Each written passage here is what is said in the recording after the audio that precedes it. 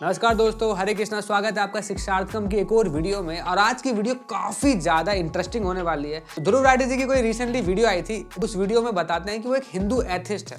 मतलब वो राम को मानते हैं, वो रिचुअल भी फॉलो करते हैं, but he don't believe in God. यही कारण है कि मैं अपने आप को एक हिंदू एथिस्ट बुलाता हूँ, क्योंकि हिंदुइज्म ने मेरी वैल्यूज को शेप किया है, मेरे संस्कार को, और कल्चरली भी मैं हिंदू रिचुअल्स को फॉलो करता हूँ। फॉर हिम राम होंगे तो ज्यादा से ज्यादा एक ग्रेट किंग होंगे जो बहुत अच्छे थे, जिन्होंने बहुत अच्छे काम किए। मेरा पर्सनली मानना है कि हो सकता है ये चीजें हुई हो पास्ट में, लेकिन उस तरीके से नहीं जिस तरीके से इन्हें लिखा गया है। ये लेख, मेरा मानना है कि एक मेटाफोरिकल लेख है। रिप्लाई बनाने का मतलब यह है कि एक हिंदू एथिस्ट ने राम जी के एक्टिविटीज को मेटाफर बताया है, तो एक थीस्ट हिंदू जो मेटाफर है उसको रियलिटी बनाने का प्रयास कर रहा है। अब आप सवाल कर सकते हैं कि मेटाफर क्या होता है। मेटाफर का हिंदी शब्द होता है रूपक। परिभाषा बताऊं तो किसी भी वस्तु या व्यक्ति को किसी दूसरे व्यक्ति और वस्तु के माध्यम से कंपेयर करके बताना और उसकी जो ग्लोरीज है और बेटर तरीके से एक्सप्लेन करना। नहीं समझ में आया ना कि मैं क्या बोल गया? आसान करता हूँ। मेरी माता का हृदय ना सोने का है, एग्जाम्पल है। अब इसका मतलब ये नहीं कि लिटरली सोने का है, मतलब है कि उनका हृदय बहुत विशाल है, बहुत सुंदर है, बहुत कंपैशनेट है, बहुत दयालु है। इस तरीके से कई बार किसी की ग्लोरीज को और भव्य तरीके से प्रस्तुत करने के लिए कई बार कुछ ऐसे शब्दों का, वाक्यों का, सिनेरियो का यूज किया जाता है जिससे वो चीज़ और पावरफुल लगे। तो ध्रुव राठी जी ने इस वीडियो में बताया कि जो हनुमान जी उड़ रहे हैं, सूर्य को मुंह में रखने उड़ गए, साइज बड़ा करके पहाड़ उठा ले, ये सब चीजें कहीं ना कहीं मेटाफर्स हैं। मतलब कुछ ऐसा एक्टिविटी हुआ होगा, हनुमान जी ने किया होगा कि राइटर्स ने, साहित्यकारों ने जब लिखा तो उसकी भव्यता को प्रदर्शित करने के लिए उन्होंने कुछ मेटाफर यूज किए ताकि और ग्लोरीफाइड लगे और बहुत पावरफुल लगे। तो सुन के लगता है ना पावरफुल कि हनुमान जी ने पर्वत ही उठा लिया। तो हो सकता है इसका मतलब है कि भाई वो किसी भी प्रकार के चैलेंज ले सकते थे या अपने आप को किसी भी लेवल तक एक्सटेंड कर सकते थे भगवान राम की सेवा में। इस तरीके के मेटाफर को सपोर्ट करने के लिए वो आचार्य प्रशांत जी का वीडियोस लेते हैं। मेरा मानना है कि ये कहानियां मेटाफोरिकल हैं। पृथ्वी की समस्त ऊर्जा किसकी ऊर्जा है? तो सूरज को निगलने का क्या अर्थ हुआ? प्रकृति में जो सबसे बड़ा तुमको दिखाई पड़ सकता है, हनुमान जा करके सीधे उसी को जीत लाए, माने प्रकृति को जीत लेना। ये माने ये नहीं है कि फल समझ के ऐसे खा गए। क्या सच में जो रामायण में हम सुनते हैं कि किसी को अग्निदेव ने वरदान दे दिया और कहा कि तुझे कभी नहीं जलाऊंगा, ऐसा हो सकता है क्या? तो आप सभी ने सतयुग की कथा सुनी होगी जिसमें प्रहलाद महाराज 5 साल के बच्चे हैं और भगवान नरसिंह देव जो भगवान विष्णु के अवतार हैं उनके परम भक्त भी हैं। तो होलिका क्या करती है, अपनी गोदी में प्रहलाद को लेके आग में बैठ जाती है। होलिका को यह वरदान था कि वो कभी भी आग में नहीं जलेगी। सवाल ये आ सकता है कि आज के जमाने में ऐसा कोई होता है क्या कि अग्निदेव उसे कहे कि जा तेरे को वरदान दिया, तू नहीं जलेगा? सुनने में बड़ा अजीब सा लग रहा है ना इसमें साइंस है, ना लॉजिक है, ना कोई हिस्ट्री है, क्या पागलपन है। पर एक्चुअली में आज से कुछ सालों पहले तमिलनाडु में राम भाव स्वामी जी आए थे। इन्होंने बताया कि इन्होंने कुछ ऐसी सिद्धियां प्राप्त कर ली जिसकी वजह से ये अग्नि के साथ रीयूनियन कर लेते हैं। ना ये खुद जलते हैं और ना इनके शरीर पे जो कपड़े हैं वो जलते हैं। आप यहाँ साफ साफ देख सकते हैं कि लपटें शरीर को छू रही हैं, लेकिन वो शरीर को जला नहीं रही।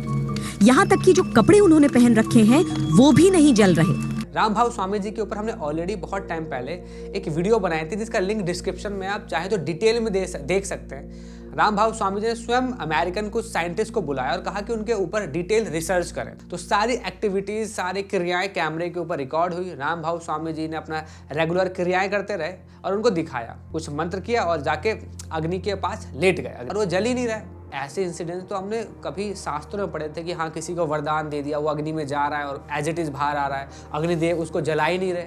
फिर एक और स्टोरी आती है, हम सब ने रामायण पढ़ी होगी। रामायण में हम देखते हैं कि भगवान लक्ष्मण जी जब तक वन में रहे 14 साल कुछ कभी खाए ही नहीं।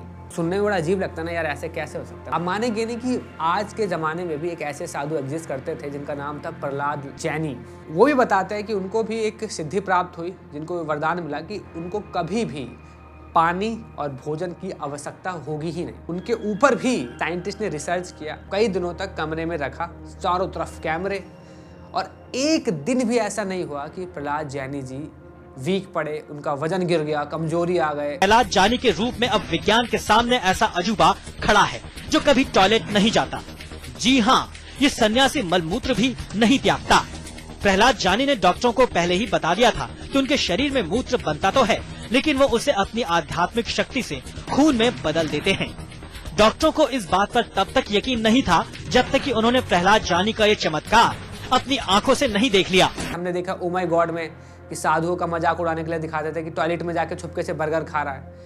रहेंगे, अपने प्राण तक प्रभु के लिए निछावर कर देंगे, अन्न को छुएंगे नहीं।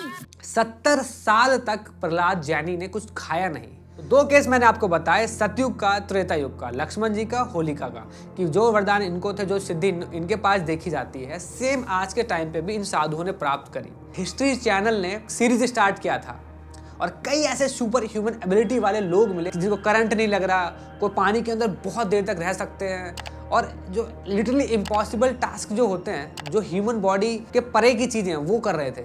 ऑफ कोर्स एक दो लोग ही हैं, पर ऐसे लोग देखे गए। तो सवाल आता है कि जब हम ये बोलते हैं कि यार ऐसा कैसे हो सकता है कि रामायण में लिखा है कि अरे समुद्र पे चल गए, अरे हनुमान जी बड़े हो गए, अरे हनुमान जी ने ये कर दिया वो कर दिया, कैसे हो सकता है? हनुमान जी के बारे में बताया जाता है जिनको अष्ट सिद्धियां प्राप्त थी। तो हनुमान जी ने, जिन्होंने लिटरली डिटेल में ऐसी सिद्धियों को सीखा, प्रैक्टिस किया, तब जाके वो चीज़ें कर रहे हैं। और ऑफ कोर्स भगवान के अवतार है, ऐसा तो है नहीं कि कोई रैंडम व्यक्ति ही कर रहा है।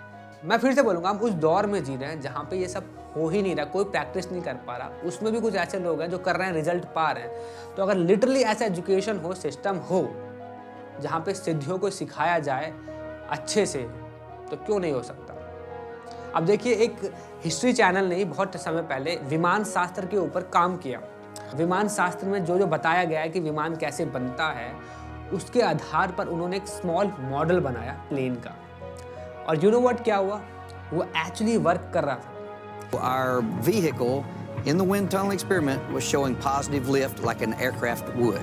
And what do you say to anyone who questions the idea that this information has been taken from a text that's at least 1,800 years old? तो सवाल फिर ये आएगा कि भाई अगर विमान शास्त्र हमारे पास है और डॉक्यूमेंट है तो काम क्यों नहीं करते हैं? करो। तो फिर मेरा जवाब ये होगा कि काम करोगे उसके लिए फंड चाहिए, फंड दो। उससे पहले एजुकेशन सिस्टम चाहिए, और साथ ही साथ इक्विपमेंट्स बनाने पड़ते हैं, टीम चाहिए, बहुत कुछ चाहिए ना। द्वारका नगरी हमेशा से पानी में थी ना। लोग बोलते थे दिखाओ, सवाल उठाते थे और उसके बेसिस पे कहते थे कि महाभारत या कृष्ण जी जैसा कोई थे ही नहीं, महाभारत में सब कुछ लिखा गलत है। फिर डॉक्टर एस.आर. राव ने पूरी जिंदगी दे दी ये साबित करने में कि पानी के अंदर द्वारका नगरी है। भाई कहने को तो ऐसा कह सकते थे पानी में जाओ देखाओ, पर ऐसा होता नहीं है ना। उन्होंने लिटरली वाटर के अंदर फाइंडिंग कैसे की जा सकती है ऐसी टेक्नोलॉजी लेकर आए, ऐसे इक्विपमेंट्स डेवलप किए, फंड कलेक्ट किया, फिर लोगों को ट्रेन किया, और तब जाके उनके बुढ़ापे में वो जाके दिखा पाए दुनिया को कि देखो ये रहा। तो हमारे पास डॉक्यूमेंट्स हैं, सब कुछ है, बट अब सवाल ये आता है कि जो संस्कृत है उसको डिकोड कैसे करना है। उसके लिए हमें एजुकेशन सिस्टम चाहिए, टीम चाहिए, और फिर समय के साथ साथ हमें इक्विपमेंट डेवलप करने पड़ेंगे, देन वी कैन से। अब सवाल ये आता है कि जिस तरीके से हमने यंत्रों पे, टेक्नोलॉजी पे समय दिया और 200-300 साल में हमने इस लेवल तक आ गए कि हम बैठे बैठे कुछ भी कर सकते हैं। तो ऐसा तो नहीं कि रातों रात टेक्नोलॉजी डेवलप हुई। तो उसी तरीके से मंत्रों की भी एक सिद्धियाँ होती है। अगर इस पर काम करोगे, आज से काम शुरू करोगे तो जनरेशन लग जाएगी। अब देखो ना, एस.आर. राव को वाटर से द्वारका दिखाने में पूरी ज़िंदगी लग गई। तो अगर आपको चाहिए मिरेकल्स देखने, then you have to give time, you have to create environment, education system, सब कुछ चाहिए। अगर दे सकते हैं तो हो जाएगा। तो मिरेकल्स होते हैं, बट हम उसको मेटाफर से बोल के इंसल्ट ना करें। बड़े बड़े अपने आप को आचार्य कहने वाले लोग यही तो कर रहे हैं। वो हर चीज़ को विचार और मेटाफर से तोल दे रहे हैं। रामायण कोई सिर्फ एक मेटाफर, एक रूपक या एक विचार नहीं है जो सिर्फ अच्छाई फैलाने के लिए किसी ने लिख दी। उस पर हर घटना जो हुई है, कहीं ना कहीं किसी न किसी माध्यम से आपको सच होते हुए दिख जाएगी। बस आपको खुली आंखों से देखना है। आई होप आपको मेरी वीडियो पसंद आई होगी, और पसंद आई है तो इस वीडियो को लाइक, कमेंट करना आप मुझसे कितना एग्री करते हैं, वीडियो को शेयर करना, प्लीज़ सब्सक्राइब कीजिए, शेयर कीजिए। आप हमें फाइनेंशियली सपोर्ट कर सकते हैं डोनेट करके, बिकॉज आपका डोनेशन है जो हमें मदद करता है ज़्यादा से ज़्यादा वीडियोस बना पाने में। लास्ट हमने भक्तों के रोडी शॉर्ट फिल्म बनाई थी जिसको बहुत पसंद किया था आप लोगों ने, बहुत कमेंट आए, कॉल आई, इंस्टाग्राम पे मैसेजेस आए। पार्ट 2 उसका शुरू होने वाला है। तो प्लीज़ हमें फाइनेंशियली सपोर्ट कीजिए ताकि जल्दी से बना सके, कुछ तगड़ा बना सके। तब तक के लिए हरे कृष्णा। शिक्षार्थकम्